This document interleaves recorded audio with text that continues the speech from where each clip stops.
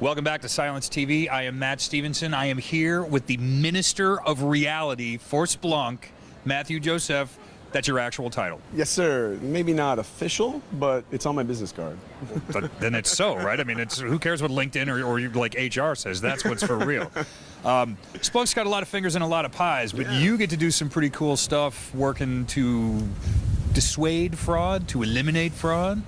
To monitor for it and act on it. And we've taken a further step and have started applying machine learning to it. Ooh. So a lot of our customers, some typical use cases at like a bank would be account takeover. Retail might be people trying to buy stuff to sell it on the gray market. And again, it's all behavior. So how are you detecting that and visualizing it in your behavior? What does a clean network look like? If you can't answer those questions, then we need to look at your data and actually get those answers. What does a clean network look like? So when you guys, everybody wants to say, you know, AI and machine learning, we're doing this.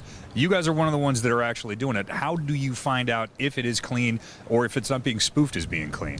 So typically on the fraud side, it's behavioral. So in the web stream, if an entity, because typically it's a bot, is doing clicks in sub 3 seconds, like I can't read and click that fast. It's just not human. So that's a basic measurement that we can take. Speed.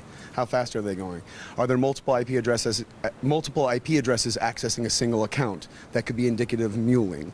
And so we can take these things, simple searches out of the box, and visualize that data for a certain threshold based on our customers' appetite for risk.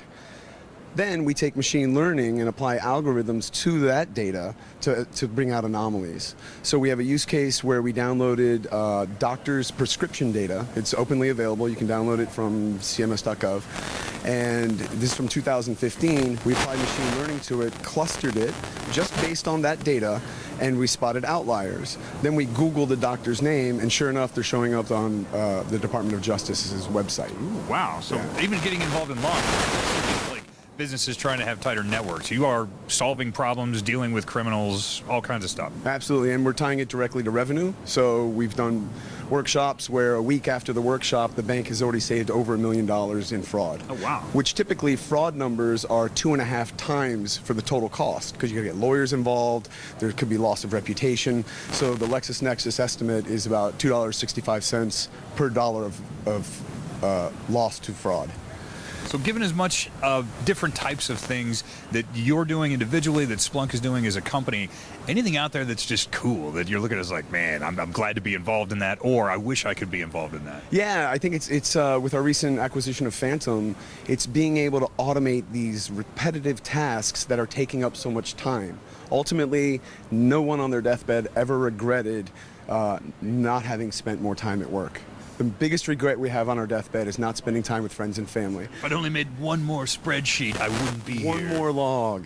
So if time is money, how are you spending your time? My goal is to get my customers home on the early train so they can spend time doing whatever it is they want to do. So if you want to spend time more at work, great, but let's automate some of that.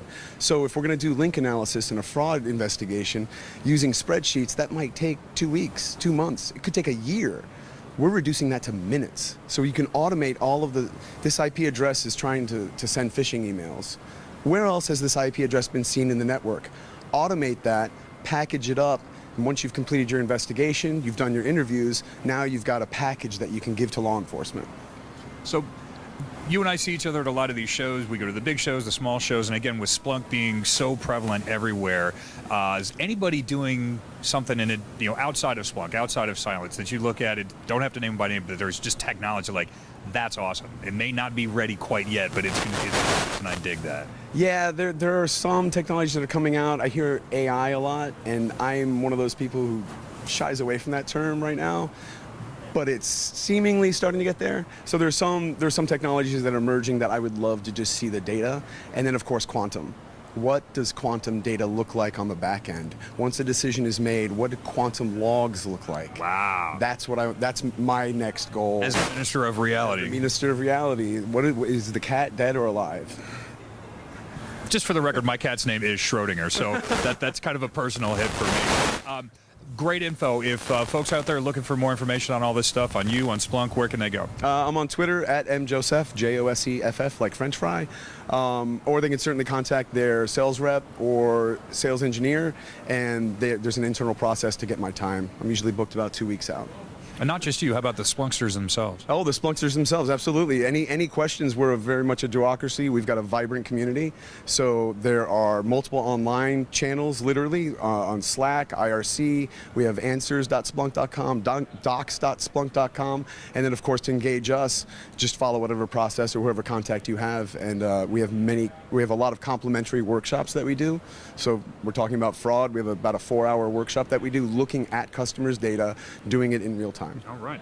Like Splunk itself, so you guys are omnipresent.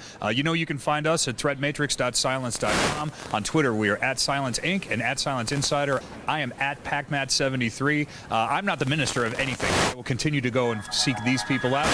You come back.